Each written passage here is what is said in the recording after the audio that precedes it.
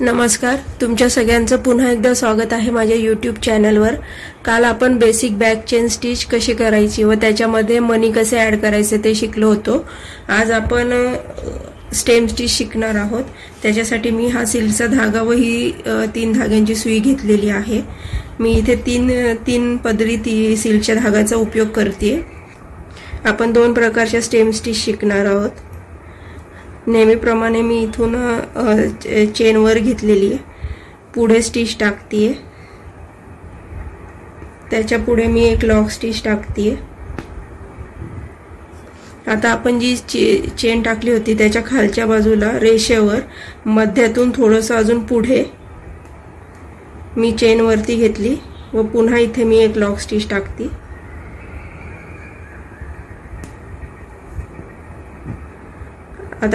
पुन्हा आपल्याला सेम पद्धतीने स्टिच टाकायची आहे। मी इथून चेन वरती घेतलेली आहे, पुन्हा इथे लॉक स्टिच टाकते। आता आपली आधीची स्टिच जिथे संपली होती तिथेच आपण स्टिच टाकणार आहोत। पुन्हा आधीच्या स्टिचच्या खालनं स्टिचच्या खाली रेषेवर व पुन्हा इथे लॉक स्टिच घेणार आहे।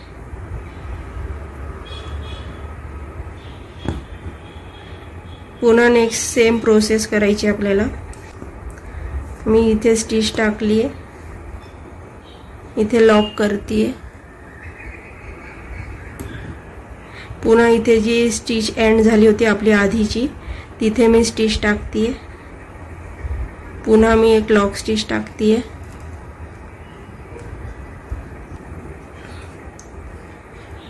सेम प्रोसेस आपल्याला करत जायचं आहे। या स्टिच तुम्ही जरीच्या थ्रेडनी पण टाकू शकता। आपण आता शिकताना डायरेक्ट आपण सिल्कच्या थ्रेडनी शिकतोय।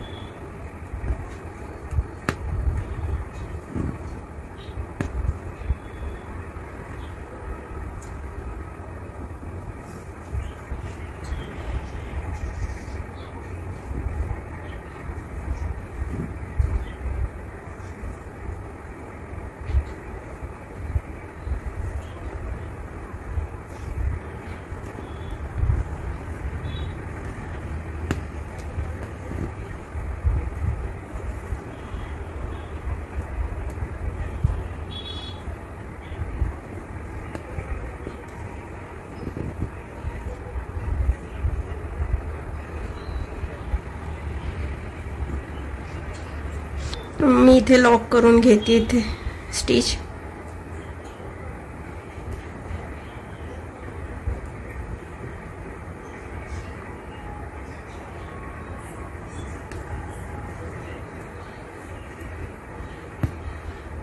दुसऱ्या पद्धतीची स्टेम स्टिच शिकते, त्याच्यासाठी मी जरीचा धागा घेतलेला आहे। मी स्टिच वरती घेते, काही अंतरावरनं चेन टाकणार आहे।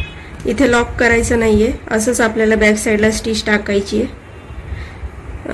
रेषेवर आधीच्या स्टिचच्या खालच्या बाजूनी रेषेवर व असं पुढे ओढून घ्यायचं। पुन्हा काही अंतरावरनं स्टिच टाकायची आहे, लॉक नाही करायचं। पुन्हा आधीची स्टिच जिथे संपली तिथून दुसरी स्टिच वर घ्यायची व हे पुढे ओढून घट्ट टाईट करायचं। आपण जेव्हा हे पुढे ओढतो तेव्हा इथे गाठ बसली जाते। पुन्हा मी स्टिच वर घेतलेली लॉक न करता बॅक साइडला मी खालच्या साइडला टाकते व मी पुढे ओढून घेते।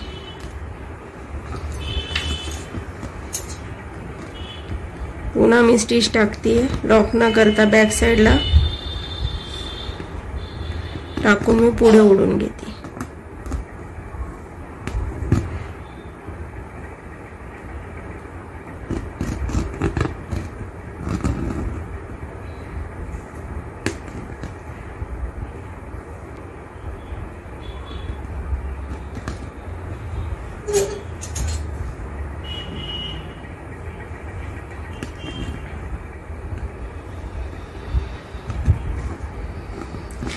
माझ्या व्हिडिओला लाईक, शेअर आणि सबस्क्राइब करायला विसरू नका।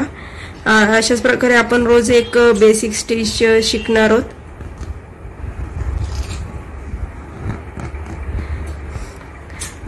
व हँड एम्ब्रॉयडरीचे पण मी व्हिडिओ शेअर करणार आहे पुढे पुढे। आय होप तुम्हाला कळाली असेल स्टेम स्टिच कशी टाकायची आहे।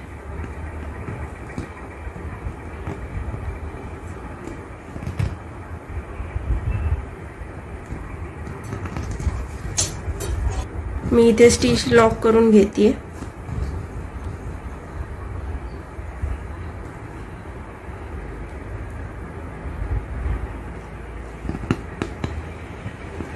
आता काही वेळेला हे पॉइंट वरती राहतं लॉक केल्यानंतर, तर ते आपण सुई खालनं वर घेऊन सुईमध्ये अडकून खाली ओढून घ्यायचं आहे। स्टेम स्टिच पूर्ण झालेली आहे। आपण एक सिल्कच्या थ्रेडनी शिकलो आणि एक जरीच्या थ्रेडनी। उद्या पुन्हा नवीन व्हिडिओ सोबत भेटूयात।